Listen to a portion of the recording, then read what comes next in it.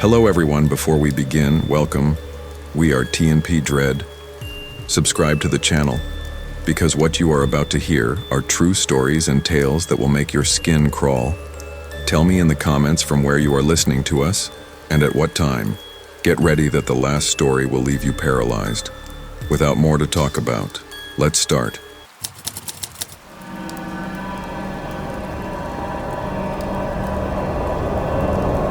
I still remember the way Uncle Gerardo's voice cracked through the rain that night. It wasn't like the other times, the times he'd laugh and slap his knee, telling us about the trouble he got into when he was young, or the women he claimed he'd courted all across the state. No, that night was different. That night the wind was pounding against the old tin roof of the family ranch, the storm clawing at the windows as if trying to listen in. I was 17 back then, old enough to think I was too grown for ghost stories. But Uncle Gerardo had a way of speaking that could carve straight through whatever bravado I thought I had. He called us all closer, me and my cousins, his voice low, almost swallowed by the thunder. And then he told us about the dead who wouldn't stay buried. He said it began in Tabasco. You know Tabasco, a place of green fields, rivers that twist like snakes, and rains that can drown a man's soul if he isn't careful. He told us how the storms came that year, stronger than anyone could remember. Day after day the rain poured down, flooding the rivers, swallowing the roads. But it wasn't the rain that made people stay inside at night. It was what the rain uncovered. Uncle Gerardo said he was there when the coffins started to float.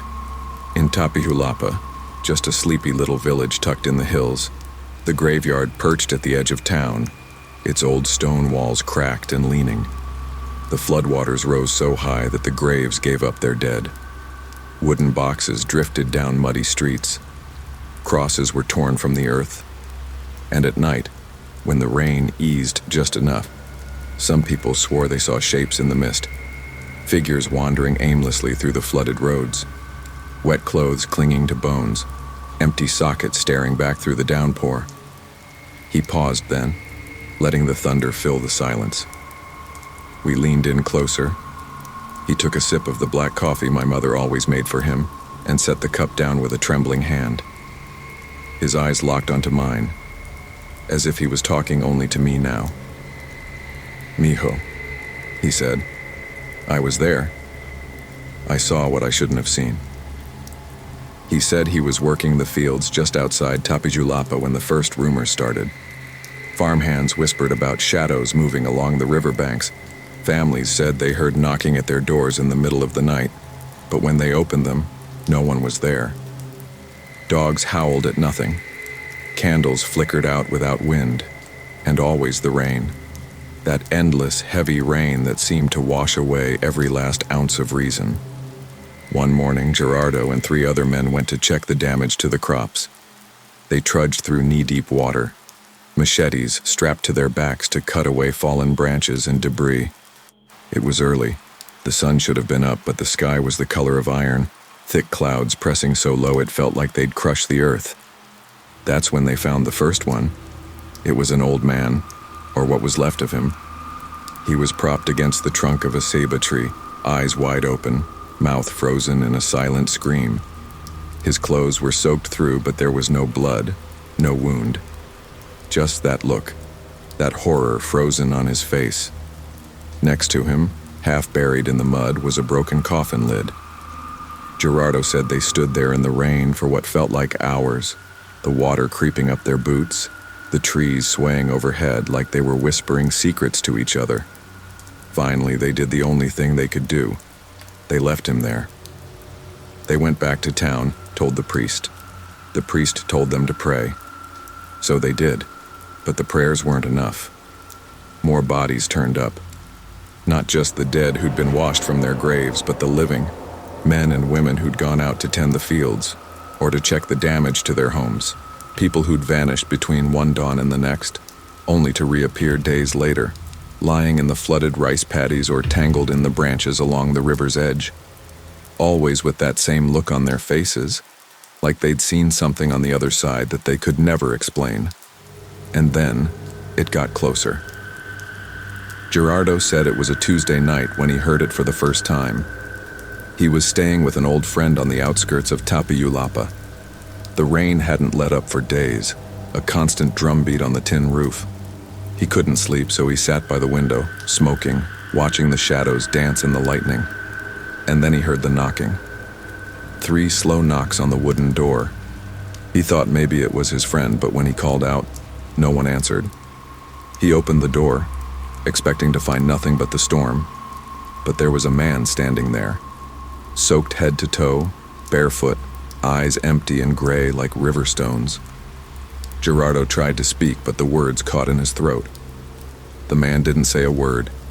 He just turned, stepped off the porch, and vanished into the night. After that, Gerardo didn't stay in Tapijulapa much longer.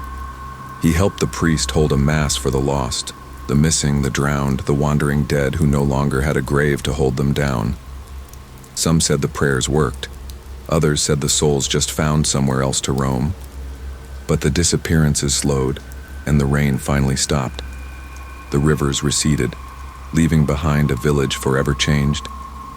He told us that to this day, if you walk those roads at night during a storm, you might see them, shapes moving just beyond the reach of the streetlights.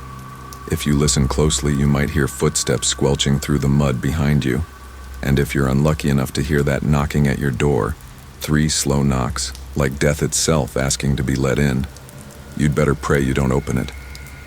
Uncle Gerardo finished his story and looked at each of us in turn. He smiled, but there was no warmth in it, just that faraway look that said he was still there, in the rain, standing face to face with something that never belonged among the living.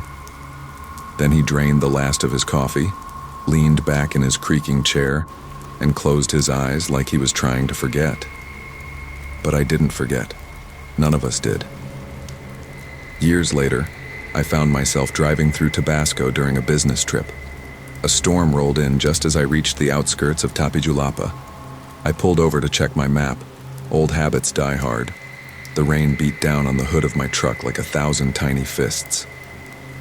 Through the windshield, I thought I saw a figure standing by the side of the road, barefoot, soaked, staring right at me through the downpour. I didn't open the door. I didn't roll down the window. I just drove on, heart hammering in my chest, the ghost of Uncle Gerardo's voice echoing in my head. If you hear the knocking, don't open the door. And when I finally got home, soaked to the bone, I stood by my front door for a long time before I could bring myself to put the key in the lock. Because somewhere in the wind and the rain, I swear I heard it. 3 slow knocks, muffled by the storm. Just a story, I told myself. Just a story my uncle used to tell. But sometimes I wonder if the dead ever find their way back when the floods come. And if they do, will they come for me next?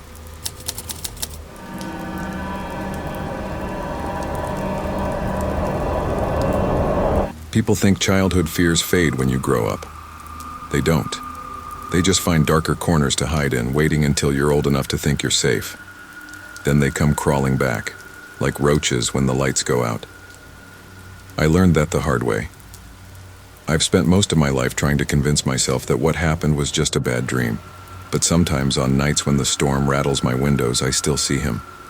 And when I do, I remember every creak of that old house, every whisper in the dark, and the cold, wet touch of hair brushing against my fingertips. My mother had a passion for old houses. I never understood it, why she'd drag us from town to town, pouring every penny she had into restoring decaying walls and rotten floorboards.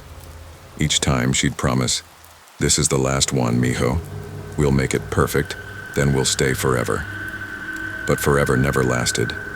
New paint cracked, hidden leaks ruined ceilings, and the ghosts that clung to the corners chased us out before the dust could even settle. I was 11 the last time she moved us. It was an old colonial 2-story on the edge of a forgotten town. I remember the paint, flaking pale blue shutters, black iron hinges rusted stiff. The yard was overgrown with brittle weeds, and the porch sagged like a dying man's spine. But my mother saw beauty in the decay. She always did. That first night, the house felt bigger than any we'd lived in before. The room swallowed my small footsteps. The floorboards groaned under my mattress when I lay down. Outside, the wind pushed through gaps in the window frame, whispering secrets to the dark.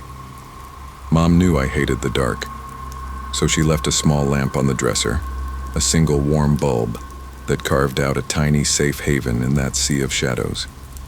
Sleep never came easy in new places. Every groan of wood, every rattle of glass, every sudden knock of branches against the walls sent my heart into my throat. I'd pull the blankets up over my ears and count down the hours until sunrise. It took 3 nights before exhaustion finally won. By the 4th, I almost believed I'd grown used to the house's voice. But the house wasn't done with me. It was a Friday night. I remember because Mom let me stay up late to help her paint the hallway. By the time I crawled into bed, thunder was rolling in over the hills. I liked the rain. It made the house's creaks and groans blend with the drumming on the roof. It made me feel hidden. Sometime after midnight, a crash yanked me from sleep. The wind had ripped the old window wide open. Rain poured in, soaking my blankets, my books, the drawings taped to the walls. I sat up shivering, blinking into the dark, reaching for the switch on my lamp. Nothing. I flicked it again. Again. Dead. The storm had killed the power. The shadows swallowed the room whole. Then I heard it. Not the window banging. Not the wind howling. Something else. A heavy thud against the far side of the room.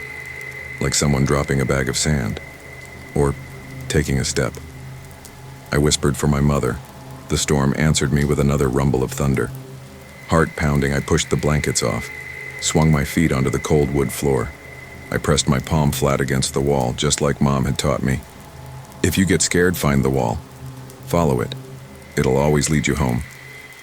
I took 1 step, then another. I reached the corner where the dresser stood. My fingers brushed chipped paint, the cold edge of the mirror frame. Then, something else. It was soft, cold, wet. Hair. For a second I thought it was my own, but it was too long, too thick. I pulled my hand back like it had burned me. Then lightning split the sky, a white flash that turned the whole room into a photograph. He was standing right in front of me, same height, same size, but not me. His hair was slicked to his forehead, dripping rain onto the floor. His clothes clung to skin that looked wrong, gray, thin. His eyes, black pits swallowing the light.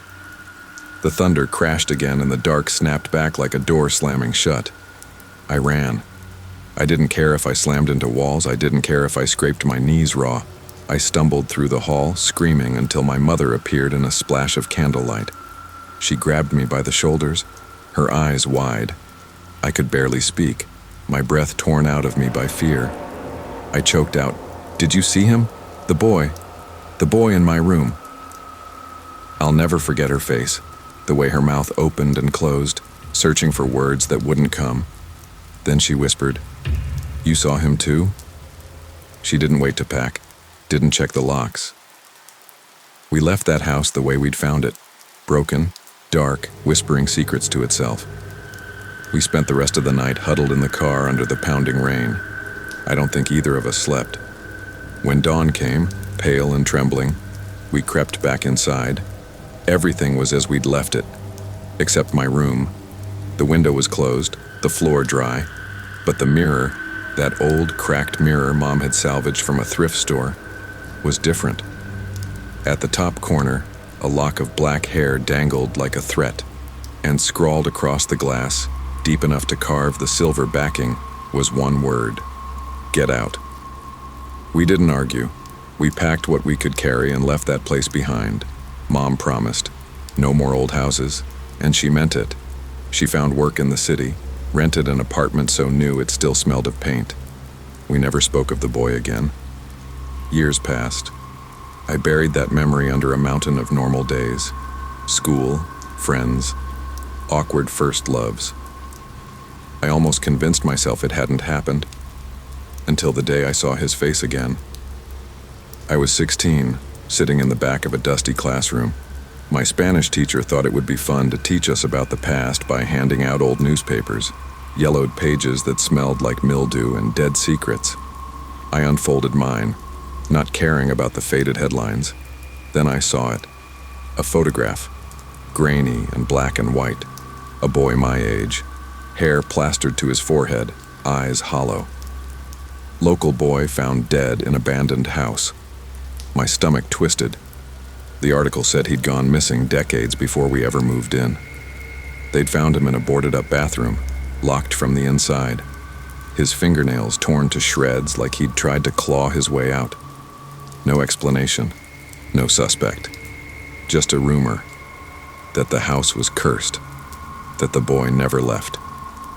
Sometimes I wonder if he was waiting for me. If every window that rattled in the night, every bulb that flickered and died, every creaking board, if it was him knocking on the walls of my mind. Now when it storms, I check my mirrors. I keep them covered just in case. I can't stand seeing my reflection move when I don't. Because when lightning cracks the sky, I swear I see him behind me. Wet hair dripping on my shoulder, mouth forming the same word that followed me from that house. Get out. If these stories made an impact on you, don't forget to subscribe and leave a like. Let me know in the comments if you've experienced something similar. Turn on the bell for more stories like these. See you soon. Until next time.